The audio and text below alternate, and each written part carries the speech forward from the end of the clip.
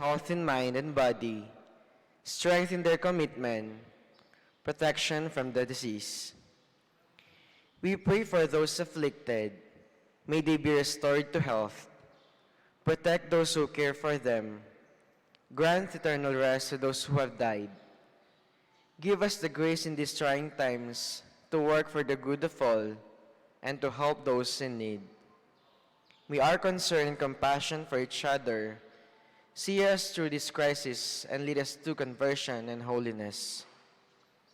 Grant all this through Christ, our Lord Jesus Christ, your Son, who lives and reigns with you in the unity of the Holy Spirit, God, forever and ever.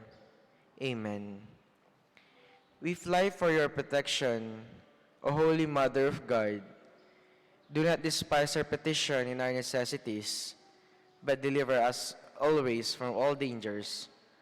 O glorious and blessed Virgin. Amen. Our Lady, health of sick, pray for us. Saint Joseph, pray for us. Saint Raphael the Archangel, pray for us. San Roque, pray for us. San Lorenzo Ruiz, pray for us. San Pedro Calungsod, pray for us. Saint Simon the Apostle, pray for us. Nuestra Señora del Pilar de San Simon, pray for us.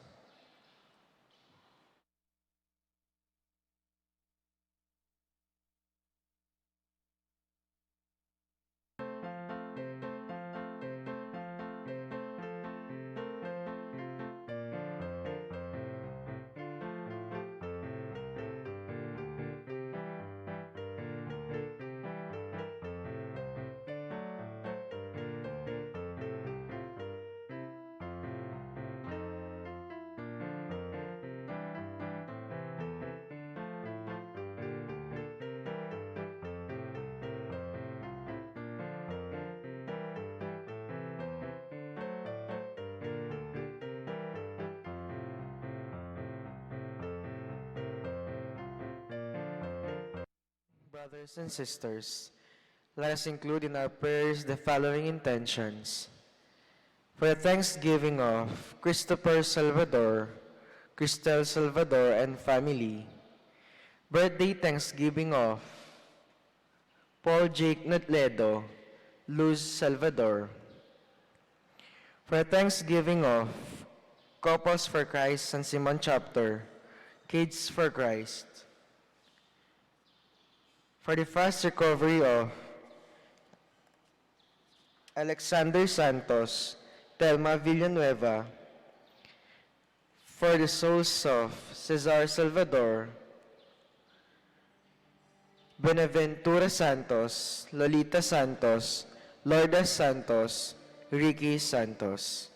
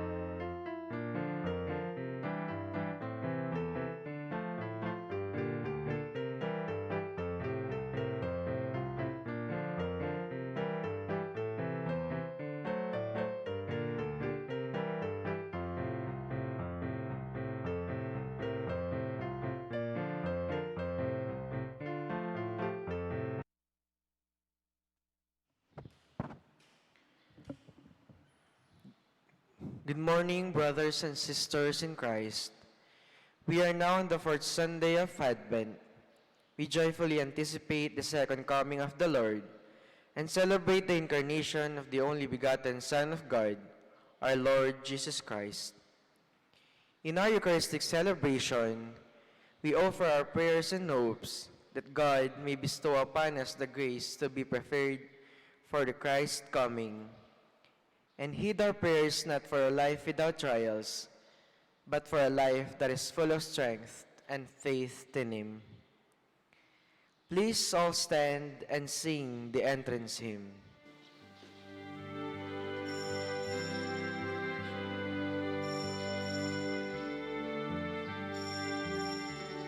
O come, divine Messiah, the Word in silence waits the day when hope shall sing its triumph and sadness flee away.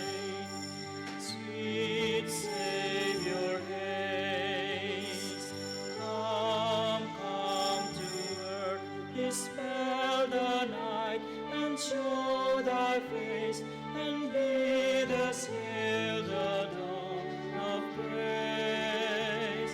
O come, divine Messiah, the Word in silence waits the day when hope shall sing its triumph and sadness flee away. Sweet Savior, haste, come, come to earth, dispel the night, and show thy face, and bid us hail the dawn of praise. O thou whom nations sighed for, whom priests and prophets long foretold, make known the captives gathered, redeem the long lost fold. Sweet Savior, haste, come, come to earth, dispel the night, and show thy face, and bid us hail the dawn of praise. O come, divine Messiah, the Word in silence waits the day when hope shall sing its triumph and sadness flee away. In the name of the Father, and of the Son, and of the Holy Spirit. Amen. The grace of our Lord Jesus Christ, the love of God, and the communion of the Holy Spirit be with you always. And with your spirit. Sisters and brothers, let us begin by acknowledging our sins before God, and so prepare ourselves to celebrate the sacred mysteries. Together we humbly say, I confess to Almighty God and to you, my brothers and sisters, that I have greatly sinned in my thoughts and in my words, in what I have done and what I have failed to do, through my fault, through my most grievous fault. Therefore I ask Blessed Mary, ever Virgin, all the angels and saints, and you, my brothers and sisters, to pray for me to the Lord our God. May Almighty God have mercy on us, forgive us our sins, and bring us to everlasting life. Amen.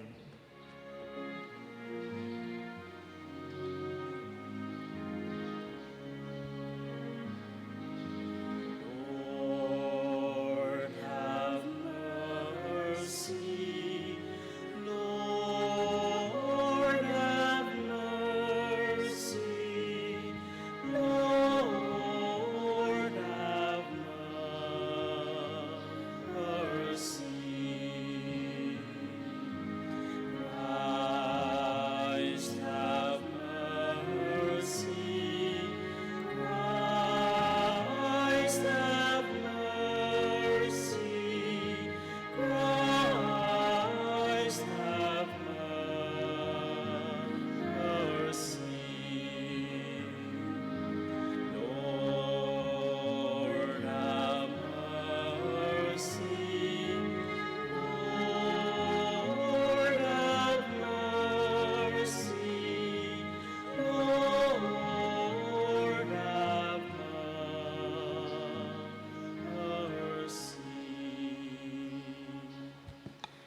Let us pray.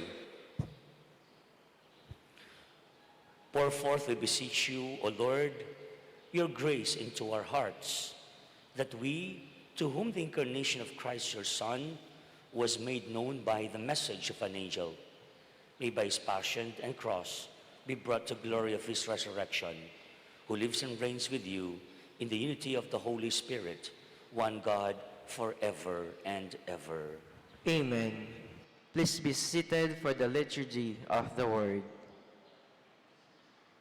The prophet Micah prophesies the birth of a shepherd king in Bethlehem, the birthplace of King David. This prophecy will direct the Magi from the east to Bethlehem, where they will worship the child Jesus. Let us now listen to the first reading.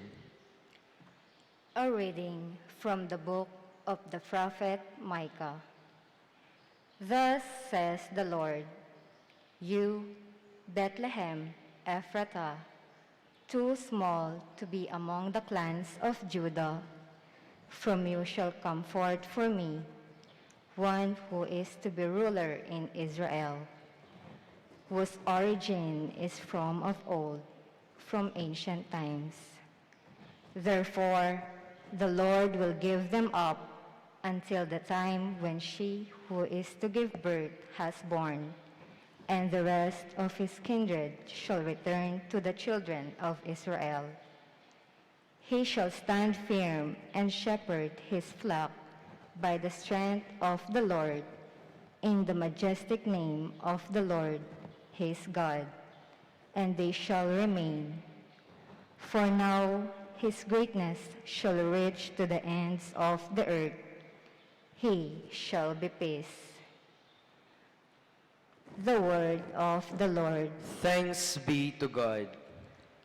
Lord, make us turn to you. Let us see your face, and we shall be saved. Lord, make us turn to you. Let us see your face, and we shall be saved. O Shepherd of Israel, hearken from your throne upon the cherubim. Shine forth, rouse your power, and come to save us. Lord, make us turn to you. Let us see your face, and we shall be saved. Once again, O Lord of hosts, look down from heaven and see. Take care of this vine and protect what your right hand has planted, the Son of Man, whom you yourself made strong. Lord, make us turn to you.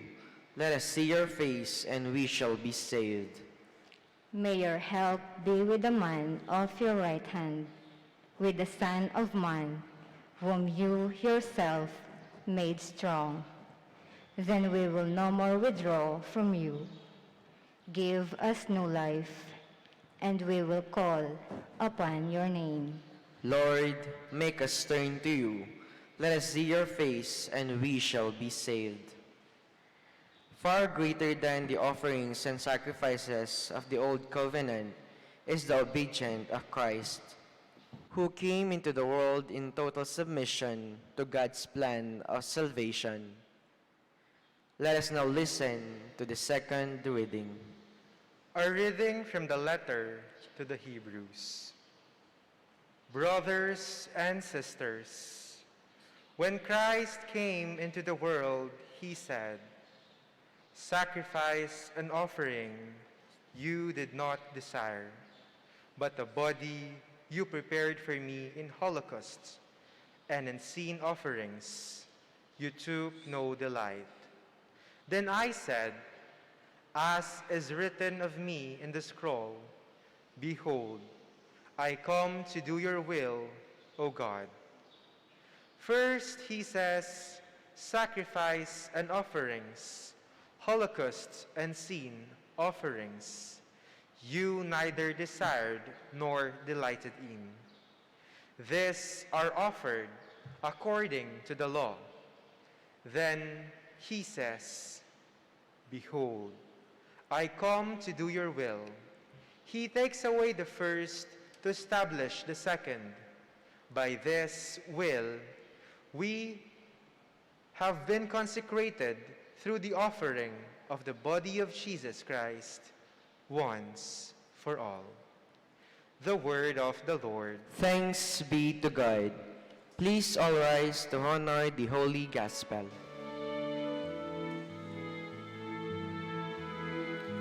Halle, halle, hallelujah. Halle, halle, hallelujah. Halle, halle, hallelujah. Hallelujah. Hallelujah. Behold, I am the handmaid of the Lord. May it be done to me according to your word. Halle, halle, hallelujah. Halle, halle, hallelujah. Halle, halle, hallelujah. Hallelujah. Hallelujah. The Lord be with you. And with your spirit, A reading from the Holy Gospel according to Saint Luke. glory to you, O Lord.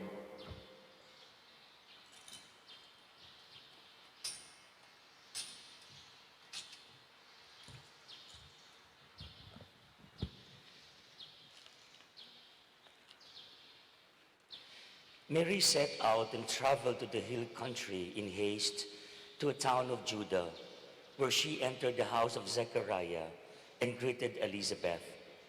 When Elizabeth heard Mary's greeting, the infant leaped in her womb, and Elizabeth, filled with the Holy Spirit, cried out in a loud voice and said, "Blessed are you among women, and blessed is the fruit of your womb. And how does this happen to me, that the mother of my Lord should come to me? For the moment the sound of your greeting reached my ears, the infant in my womb leapt for joy. Blessed are you who believed that what was spoken to you by the Lord would be fulfilled." Sisters and brothers, the good news of our salvation. Praise to you, Lord Jesus Christ.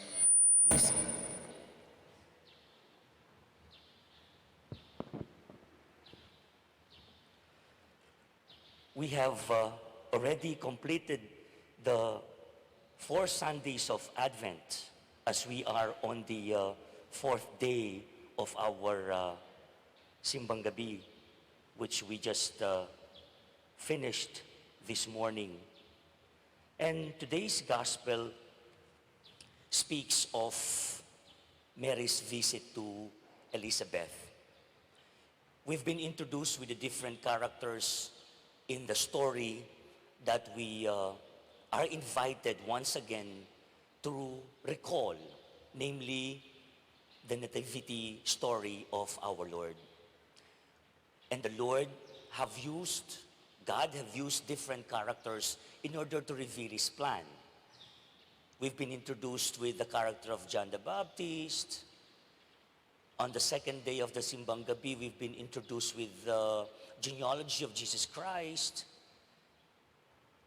the character of Saint Joseph on the third day, and now we are introduced to one of the main characters of this story, namely the Blessed Virgin Mary and her cousin Elizabeth. This is actually portrayed in one of the mysteries of the Rosary, as Mary visited Elizabeth. The 4th Sunday of Advent is the last Sunday before we celebrate Christmas. We have witnessed that the 4 candles have been lit. And its proximity to Christmas gives us a sense that the Lord is already with us, but not yet. The Lord is already with us, though not yet. And today's gospel gives us the same feeling. When Mary visited her cousin Elizabeth, Jesus was already present in Mary's womb, though not fully revealed because he wasn't born yet. That's interesting, ha? Kingapampangan, atsune, pero layo pa. Nandyan na, pero wala pa. When Mary visited Elizabeth, Jesus was already there in her womb, but he wasn't born yet. And today's reading, sisters and brothers, brings us to consider two important themes. At dito po iikot ang ating pagninilay. One, God's revelation and one's sensitivity to God's presence. God's revelation, ang pagpapakilala ng Diyos, and one's sensitivity to God's presence, ang pagdama natin sa presensya ng ating Panginoon. The occasion of Mary's visitation to Elizabeth was prompted by the angel Gabriel's revelation about Elizabeth's pregnancy. Of course, you know that they're cousins, huh? And both of them had very important role in the plan of God. Pareho lang may buktot. At nangyaring lahat ng ito ay dahil na rin sa banal na Espiritu. Si Elizabeth ang siyang nanay ni Juan Bautista. You know, you should connect the dots. And before that annunciation to Mary, there was the visitation of the angel to Zechariah, who, in the end, led to the pregnancy of Elizabeth.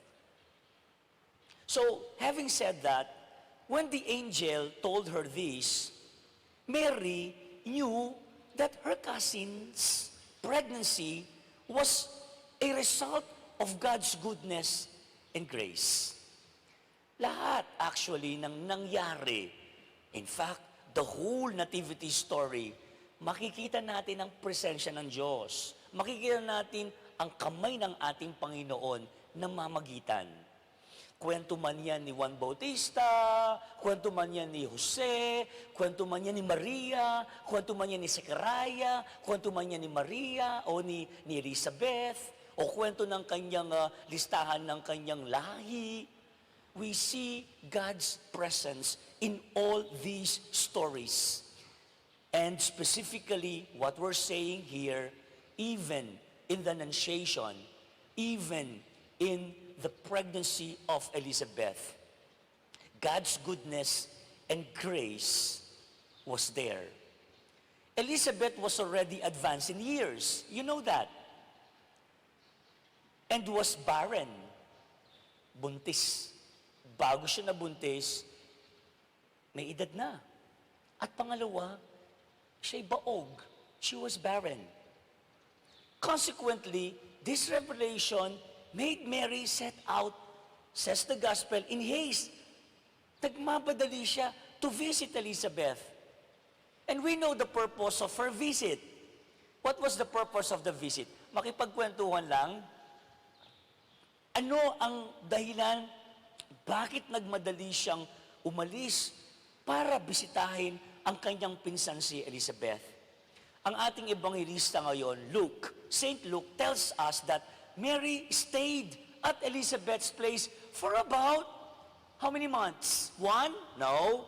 2? No. Ilan? Hay, may kausap ba ako? Hello? Ilan? 3 months. To assist her during her time of pregnancy.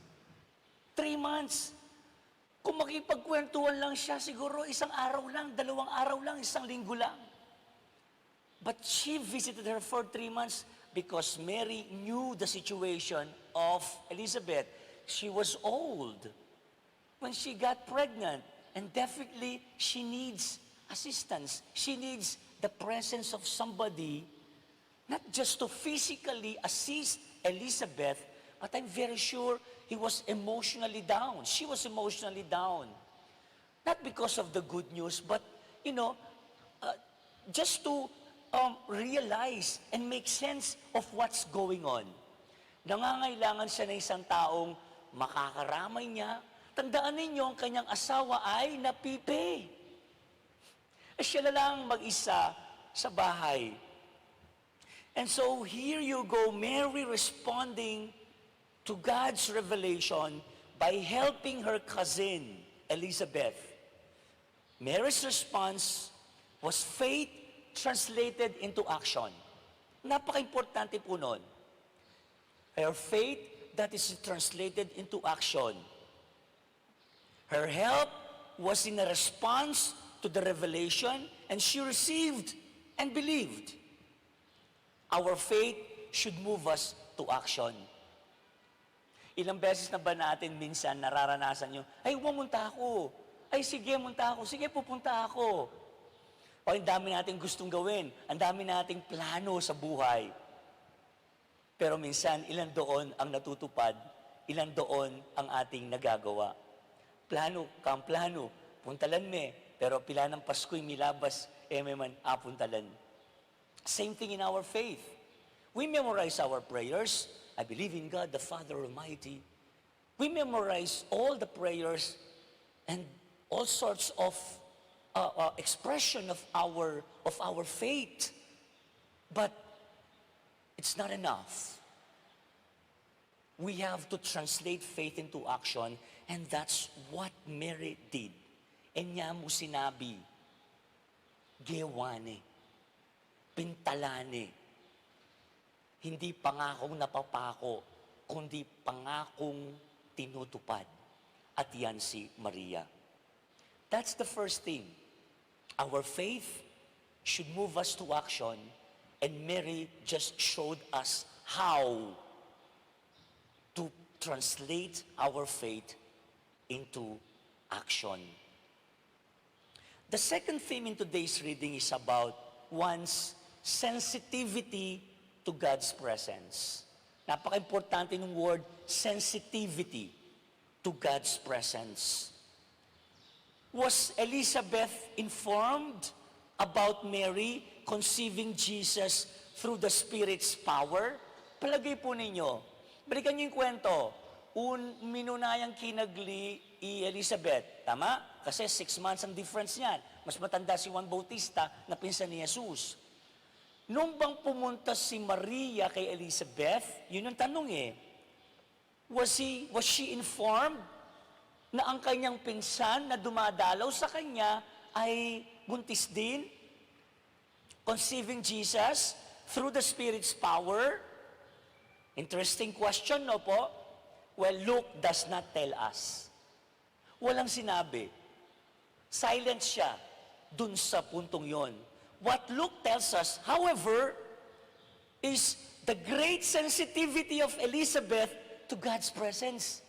Mamilapot ko, I don't know why. Itang karas ng Maria, kilog ng balen ng Elizabeth felt the presence of that child in the womb of Mary, namely Jesus. Even more sensitive to this presence was the child in her womb. Na ano pong sinabi na? The moment Elizabeth saw her cousin cousin Mary, the infant leapt in her womb. Linondagya, kintula, inganak, at ingat siya ng Elizabeth. We know that's John the Baptist.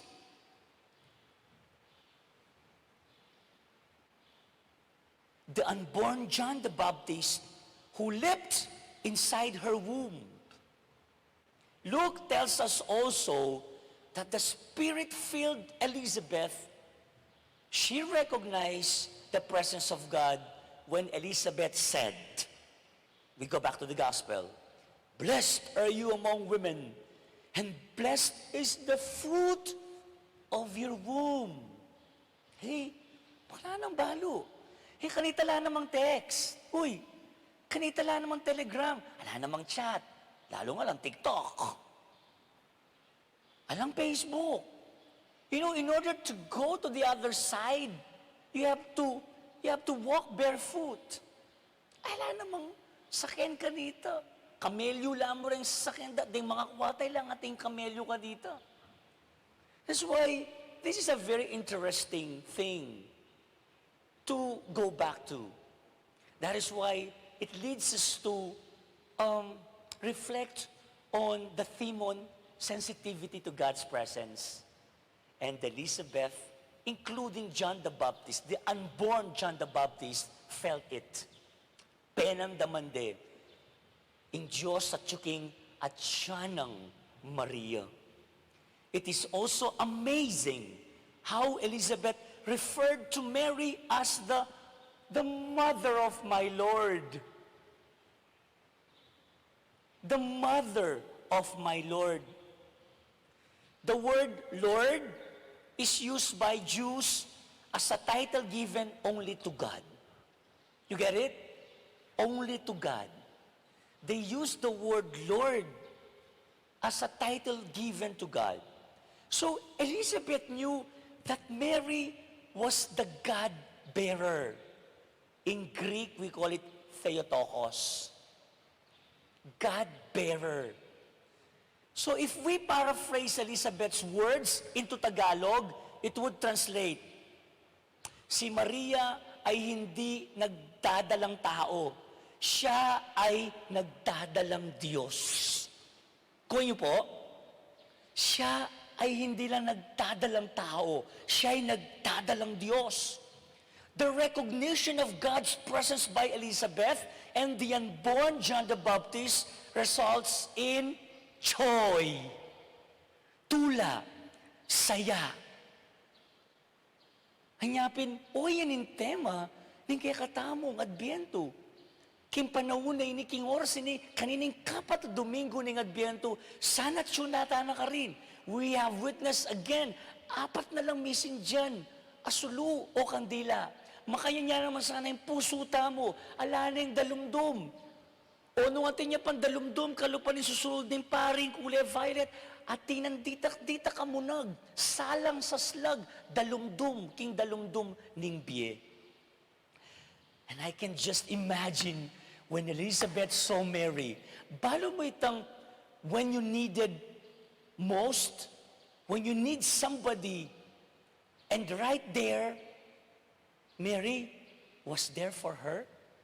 Itang mangailangan ka talagang presensya ni meto nga tao, kailangan mo ng kailangan yung sawop, at kay ba't bigla may nga kiting kaya kang pinsan, ka ba naman may kasuwelo? Muasali ing tula mo nga napin king kapampangan.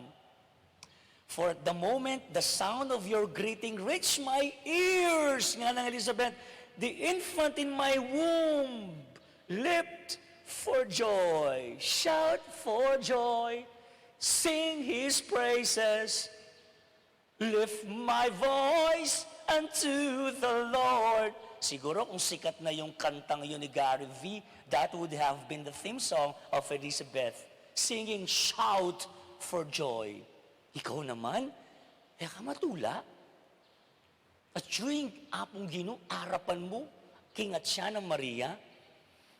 Lawan-lawan da ko itsura kayo, tsaka kilub ni nga hapong Gino. Masaya ako, pen. O bala mata, may tutundo na kayo. Pukat-pukat na ko yata mata, kalupa ko. Ala na akong boses. Sisters and brothers, hey, that's the spirit of the Advent season. Alay pa yung Pasko. Pero ngini pa mo, tumula tana. Tumula ka, o Israel. Kaya kadatang ya, ing Emmanuel. Alayo pa. Ala pang Pasko. Pero, dakal lang dahilan bang magsaya tamo? Bang tumula tamo? Well, magsisegue ako. The good news, hopefully magtuloy-tuloy, we have survived pandemic. Relatively, survived it. Buhay pa rin tayo. At kahit papano nakaraos, kahit papano nakatulong pa tayo, perhaps sa ibang tao. At yun siguro, bago tuluyan tayong iiwanan ng pandemyang ito, huwag nating kalimutan na kahit maraming negatibong idunulot ito, huwag nating kalimutan, naramdaman pa rin natin kahit papano ang presensya ng ating Panginoon, ang Diyos na hindi nag-iwan sa atin. Can I get an amen to that? Opo. Halimbawa ako, kahit namatay na ako ng dalawang pengare. Naning pengari? Magulang. Pero there's still reason to move on, to celebrate life. I remember the text message I sent immediately when my mother passed away, yung pangalawa, 10 days apart. I just said, I thank the Lord for the gift of my parents. They reached 60 years sa kanilang married life. Oh, di ba? Hindi ba isang blessing yon? That's very rare opportunity, no po, na mawi-witness ng isang anak na nagdiriwang ng ika-6 na taon ng kanilang pagsasama. Mayroon pa rin dahilan para magsaya. In spite and despite of, and this pandemic, as I've said, isn't really bad at all. There are still positive things that we need to celebrate precisely because God's presence was there. He did not abandon us. He is with us. Anyway, just last few more points. How could a simple and plain presence of Mary reveal God's presence? Only one who is sensitive to God's presence could detect the Lord's presence in the ordinary and common events of everyday life. It's very important. It is this sensitivity, I said, focus on the word sensitivity, which gives us the capability to recognize God in our midst. Ano ka nito in Tagalog yung sensitivity? Sensitibo. Ito yung, you're always attuned. Kiking seminaryo, you call that, when we were in the seminary, we call that religious experience. Itang sasabyanin kaya kaming formator kanita po, kaya kalingwan. Itang ganaganang malalyari kaya katamong biye. Lawen mo nukarin niya nga pong gino. At pwedeng alayo nga pong gino ka rin. And that's what religious experience, how you translate every experience, bawat karanasan natin sa buhay na nandun ang ating Panginoon. Sabi ko nga, hindi lang sa tuwa, sa saya, kahit sa lungkot, kahit sa dilim ng ating karanasan sa buhay, andun ang ating Panginoon. Kailangan lang natin, kamukha ni Elizabeth, that sensitivity. From the root word senses, we just have to open our eyes, perhaps even our ears, our senses to recognize God's presence. But let me add, not just those physical senses, but we also have to open our heart. It is only through the eyes of faith, yun, that we are able to see God at work in our lives, even in the ordinary, even in the common events of everyday life. It is this sensitivity which gives us the capability to recognize God in our midst, including this pandemic experience. Our openness to the Spirit allows us to acquire this sensitivity in the same way that Elizabeth and the unborn John the Baptist were open to the Spirit's promptings. That's the bottom line. Openness to the promptings of the Holy Spirit. Anya, kailangan makabuklat tamo puso at kasalpantayanan king Espiritu amani gobra king kaya katamong biye. Just last few more points. The ultimate fruit of one sensitivity, ano po? To God's presence, again, is what? That's the key to happiness. Joy is the fruit of one's sensitivity to God's presence. Tula. Nga, nung malungkot ka, magmaktul ka, puta, makasara ka. Gustong makasara ka. Muwakit nung nino. Ingat yung harap mo. Pag namatayan, no po, bigla ko lang naalala to. Psychology would say because you're too engrossed and too emotionally down, luhaan, malungkot. Tapos di mong namalayan, pagkatapos ng libing, may pumunta, kaya ka man minta, kayong burol ng bapa mo, ay, daratyo ako. Akasabi da ka pa. Ay, da ka man higit. Akasabi da ka pa dar. Because your eyes are full of tears and your heart, malungkot ka. There's a tendency that you won't even notice who are the people in front of you. You remember Mary Magdalene? Hindi mo na-recognize si Jesus as sinubling nebye because she was full in tears. Something like that. Anyapin, kalupan ng Elizabeth, mamuklat. To the promptings of the Holy Spirit. Yaku. I have all the right to question God. I'm also in tears. I'll be honest with you, until now, kagabi lang, kagabi lang, and things will never be the same again. Actually, I was singing the song last night, Christmas won't be the same without you. It's the first Christmas that I don't have my parents physically. Pero just because of that, not just because of that, parang minamalit naman yung nangyari. Dahil ba doon, titigil ng ikot ng mundo? Dahil pa doon, hindi mo na makikita ang kahulugan ng buhay? Do you stop from there? Well, kung ako lang di ko kaya, pero salamat sa regalo ng pananampalataya. I'm always asked, Mo, okay ka mo? Are you okay?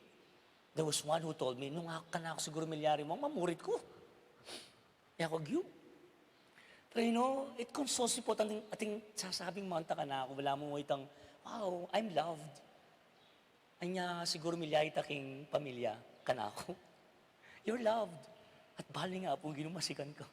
Aro, kailangan ko i-prove ito, masikan ko, Lord. And now, let the weak say, I am strong. Let the poor say, I am weak. Because of what the Lord has done for us.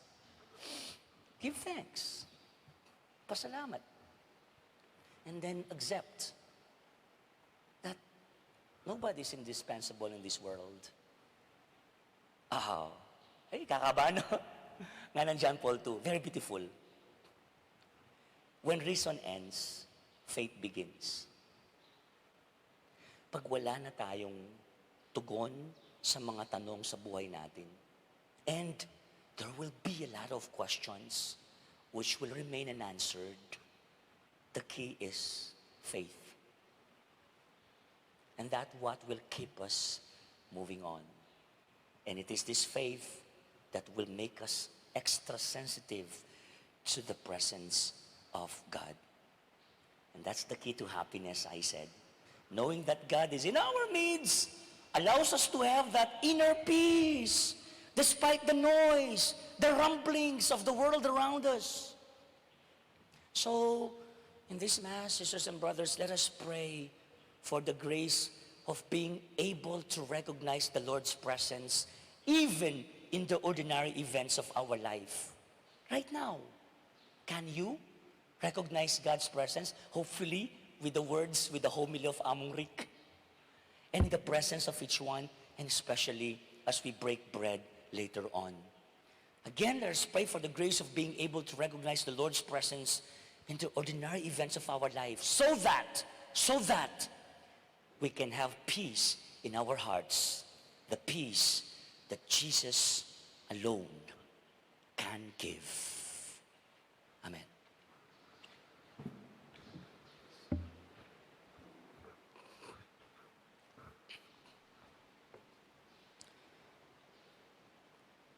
Let us now profess our faith. I believe In one God, the Father Almighty, maker of heaven and earth, of all things visible and invisible. I believe in one Lord Jesus Christ, the only begotten Son of God, born of the Father before all ages, God from God, light from light, true God from true God, begotten not made, consubstantial with the Father. Through him all things were made. For us men and for our salvation he came down from heaven, and by the Holy Spirit was incarnate of the Virgin Mary and became man. For our sake he was crucified under Pontius Pilate. He suffered death and was buried, and rose again on the third day in accordance with the Scriptures. He ascended into heaven and is seated at the right hand of the Father. He will come again in glory to judge the living and the dead, and his kingdom will have no end. I believe in the Holy Spirit, the Lord, the giver of life, who proceeds from the Father and the Son, who with the Father and the Son is adored and glorified, who has spoken through the prophets.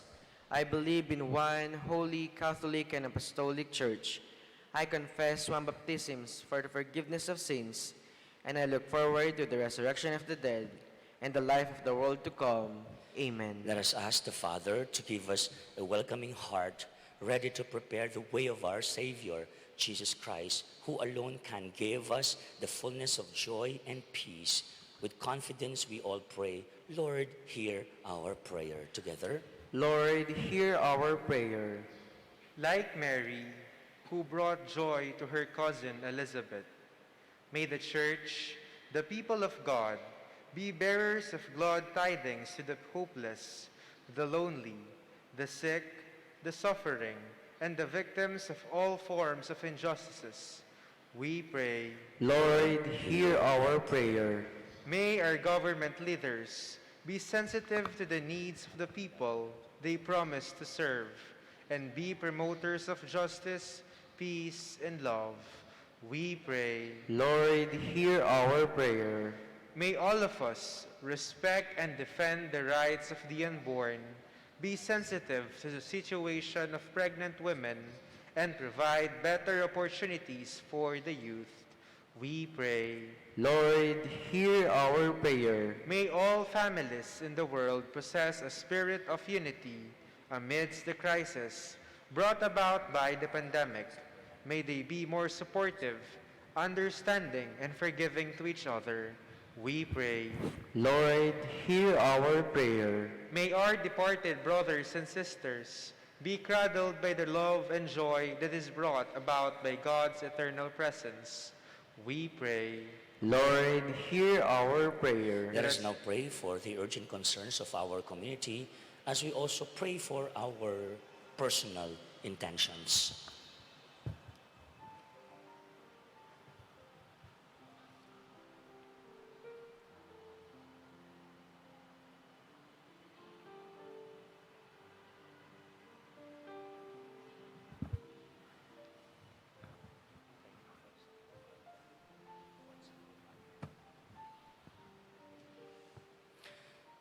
Father, heed the prayer of your people. Strengthen our weak knees and fickle hearts, that we may receive you with joy and renewed strength. All this we ask through Christ our Lord. Amen. Please be seated for the liturgy of the Eucharist.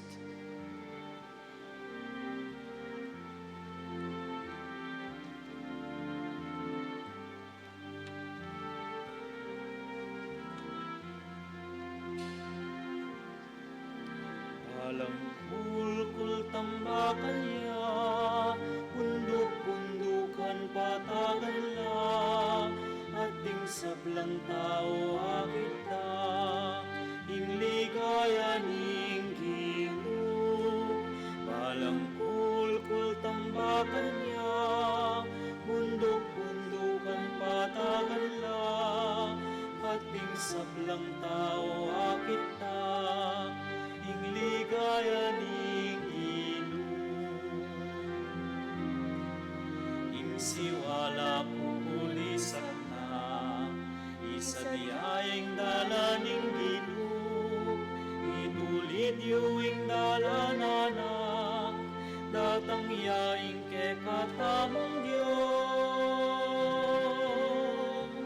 Balang kulkul tambakan niya, pundok-pundukan patagan la, ating sablang tao akit na, inligaya ning Ginoo.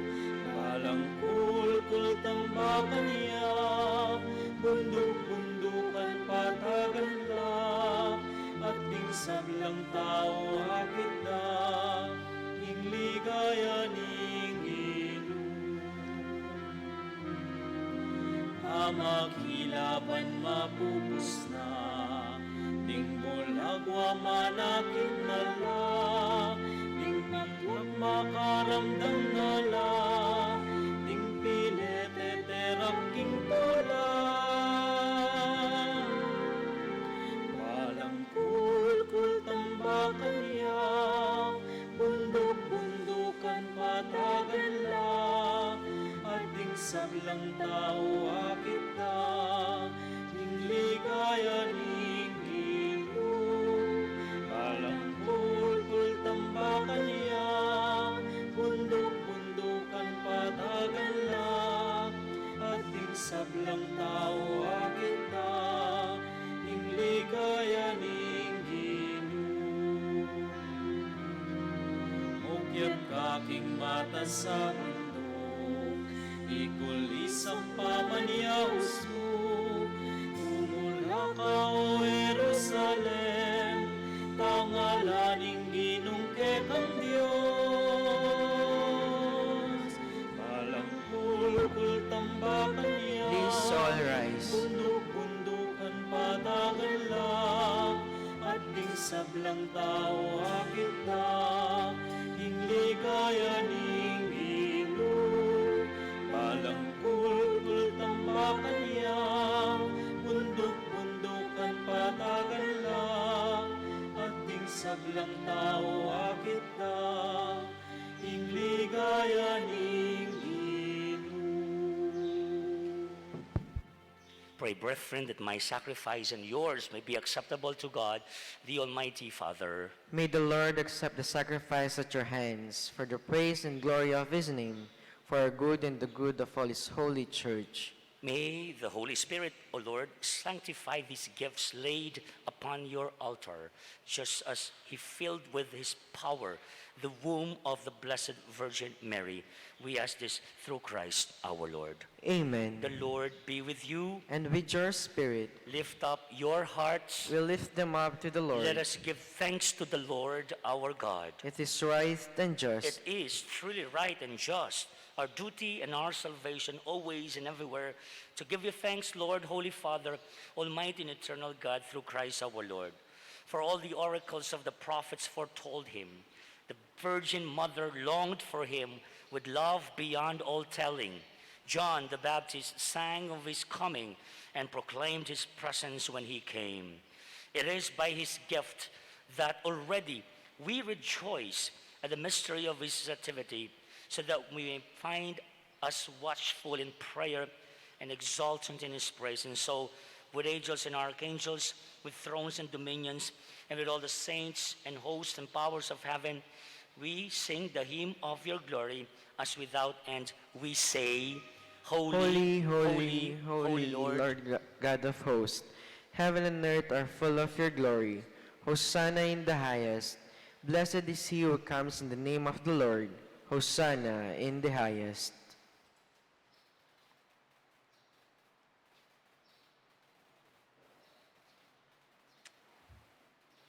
You are holy indeed, O Lord, the fount of all holiness.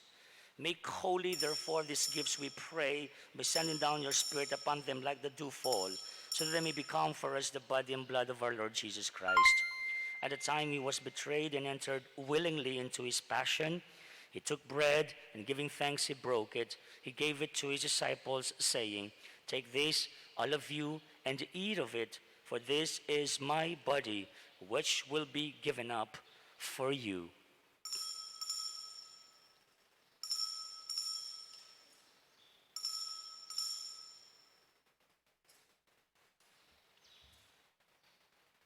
In a similar way, when supper was ended, he took the chalice, and once more giving thanks, he gave it to his disciples, saying, "Take this, all of you, and drink from it.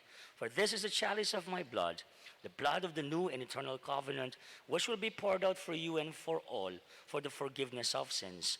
Do this in memory of me.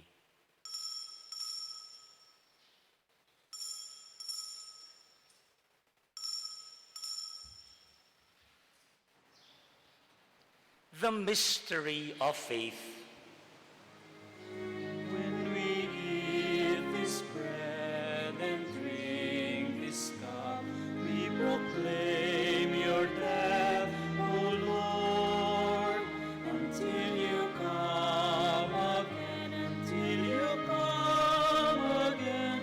We proclaim your death, O Lord. Therefore, as we celebrate the memorial of his death and resurrection, we offer you, Lord, the bread of life and the chalice of salvation, giving thanks that you have held us worthy to be in your presence and minister to you. Humbly we pray that partaking of the body and blood of Christ, we may be gathered into one by the Holy Spirit.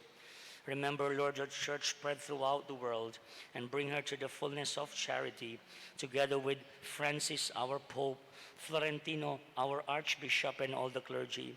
Lord, remember also brothers and sisters who have fallen asleep in the hope of the resurrection, and all who have died in your mercy. Welcome them into the light of your face. Have mercy on us all, we pray, that with the Blessed Virgin Mary, Mother of God, with Saint Joseph, her spouse, with the apostles and all the saints who have pleased you throughout the ages, we may merit to be co-heirs to eternal life and may praise and glorify you through your Son, Jesus Christ. Through him, and with him, and in him, O God, Almighty Father, in the unity of the Holy Spirit, all glory and honor is yours forever and ever. Amen. Amen.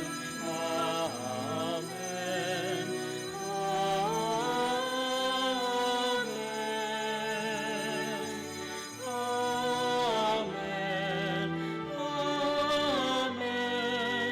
Amen. Amen. Amen. And at the Savior's command, informed by divine teaching, we dare to say,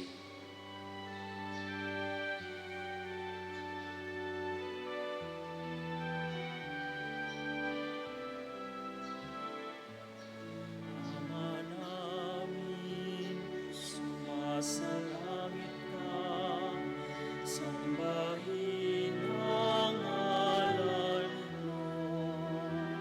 Mapasa namin ang kaharian mo, sundin ang loob mo. Dito sa lupa para ng sa langit, bigyan mo po kami ngayon ng aming kakanin sa araw-araw at patawarin mo kami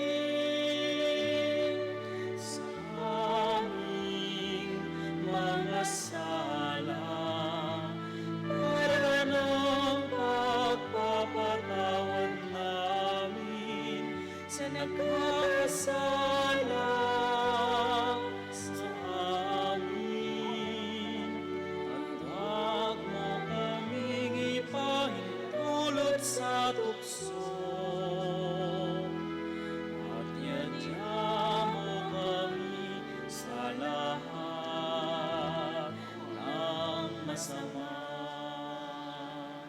deliver us, Lord, we pray, from every evil. Graciously grant peace in our days, that by the help of your mercy we may be always free from sin and safe from all distress, as we await the blessed hope and the coming of our Savior Jesus Christ. Sapagkat sa iyong kaharian, kapangyarihan at kapurihan, ngayon at magpakailanman, ngayon at magpakailanman. Lord Jesus Christ, who said to your apostles, "Peace I leave you, my peace I give you," look not on our sins, but on the faith of your church, and graciously grant her peace and unity in accordance with your will, who live and reign forever and ever. Amen. Sisters and brothers, the peace of the Lord be with you always. And with your Let spirit. us now offer each other the sign of Christ's peace. Peace to all.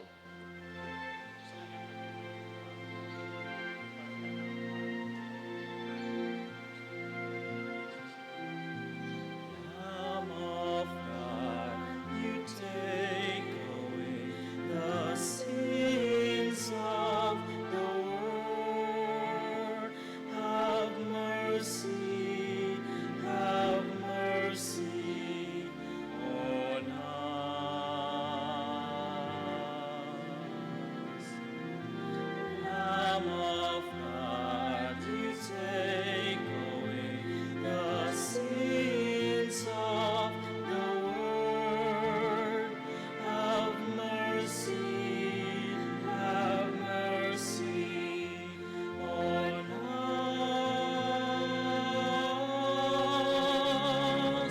Lamb of God, you take away the sins of the world. Grant us peace. Grant us peace.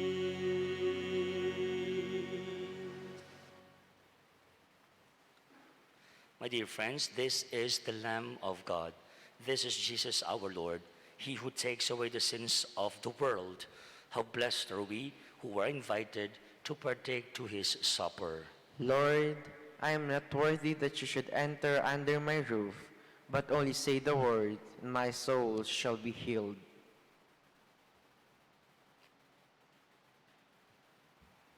Please all rise.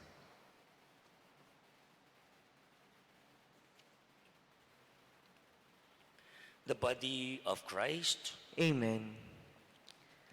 For those who cannot receive physically the Holy Communion, let us pray the act of spiritual communion. My Jesus, I believe that you are present in the most holy sacrament.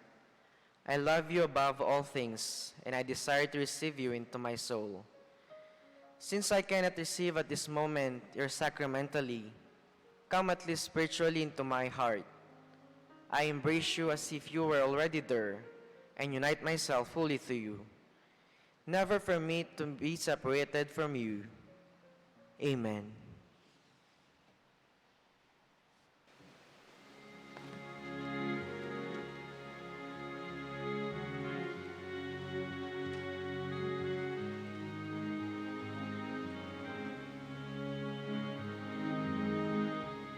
At ang nakaginulal pugne ingaldo, imbengi daratang, dalumdum daralan. At ang nakaginu, pati kabusmo, ingalun marago, ingangin masiman. Kabaninggen, daralan kutapon,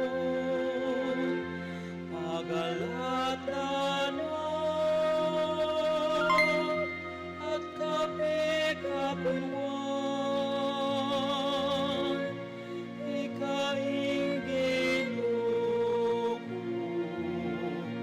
at Diyos nimbyeko, at ang nakaginoo, at itabos mo,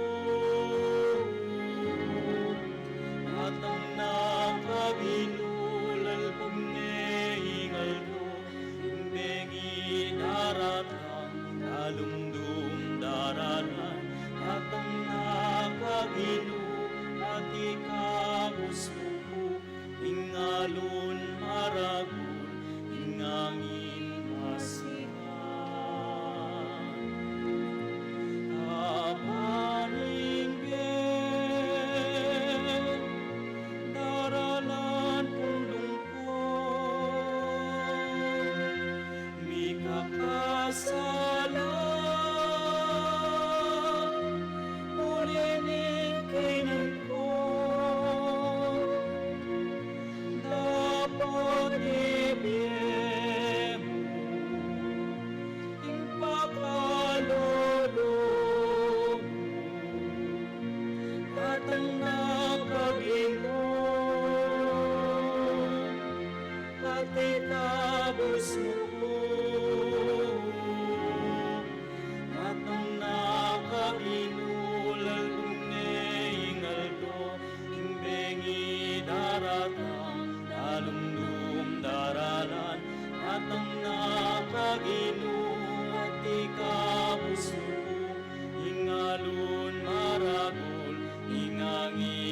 masikat.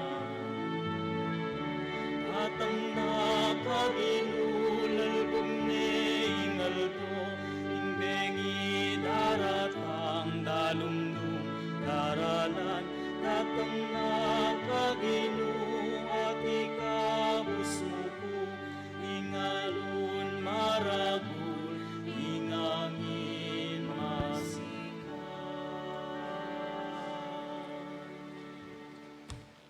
Please rise.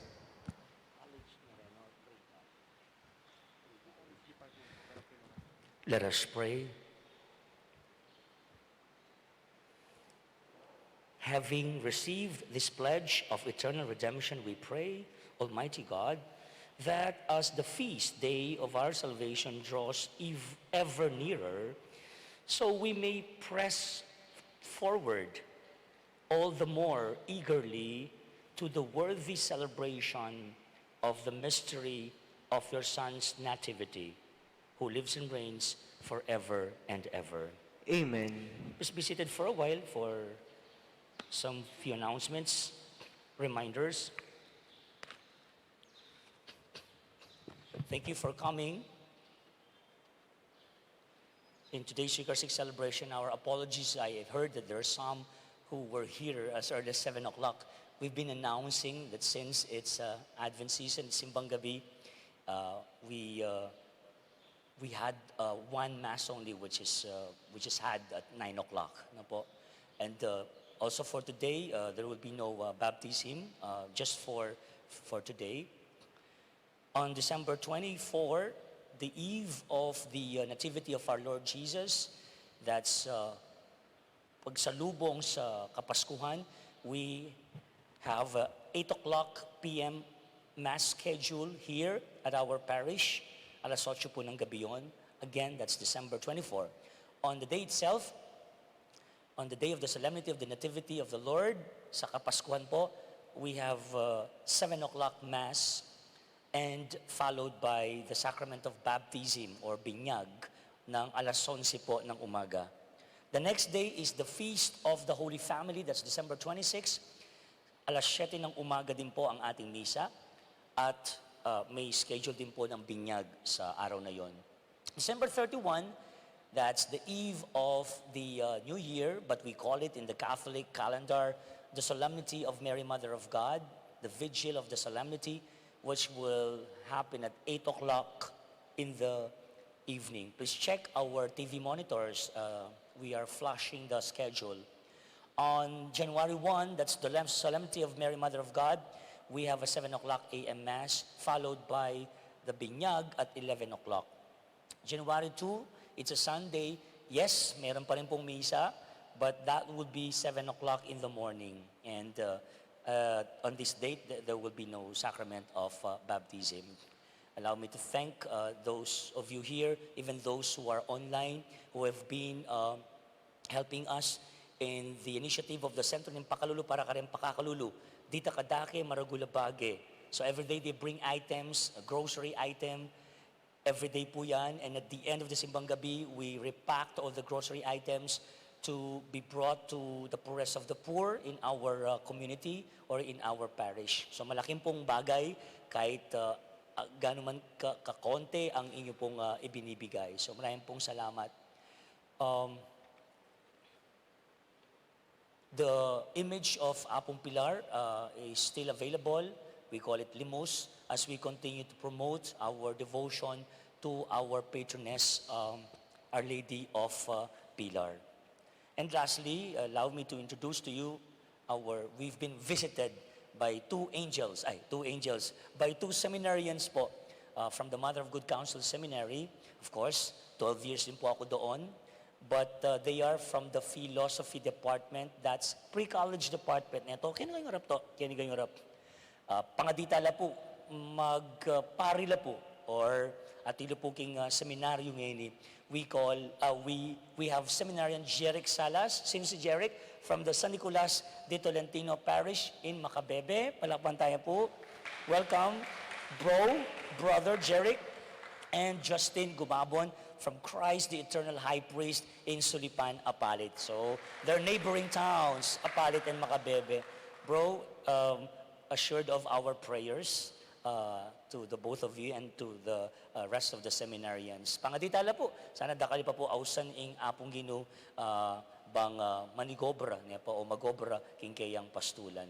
Of course, our very own, wata makalimutan ko, he is actually the first seminarian as soon as I assumed into office here in our parish. You have Man, I call it Man, Jess Rome Cordova. He belongs to the pre-college department as well. Palakpan tayo po. Tayo po San Pedro, San Simon, sakop na po ni kakatamo pong parokya. Thank you for visiting us and God bless. Thank you to all those who served in this Eucharistic celebration. Thank you to all your sacrifices, all our religious mandated organizations in full force, especially this Simbang Gabi. Kaya kayong po, pasibayo, dakal salamat. Please all stand now to receive the final blessing. The Lord be with you. And with your spirit. Bow your heads and pray for God's blessing. May the Almighty and merciful God, by whose grace you have placed your faith in the first coming of His only begotten Son, and yearn for His coming again, sanctify you by the radiance of Christ's advent, and enrich you with His blessing. Amen. As you run the race of this present life, may He make you firm in faith, joyful in hope, and active in charity. Amen. So that rejoicing now with devotion at the Redeemer's coming in the flesh, you may be endowed with the rich reward of eternal life when He comes again in majesty. Amen. And may the blessing of the Almighty God, the Father, the Son, and the Holy Spirit come down on you and remain with you forever. Amen. The Mass has been offered. Go in peace, glorifying the Lord by your life. Thanks be to God. Kasi ba yung may payabak kaya kayo? And have a blessed and safe Sunday ahead. Good morning.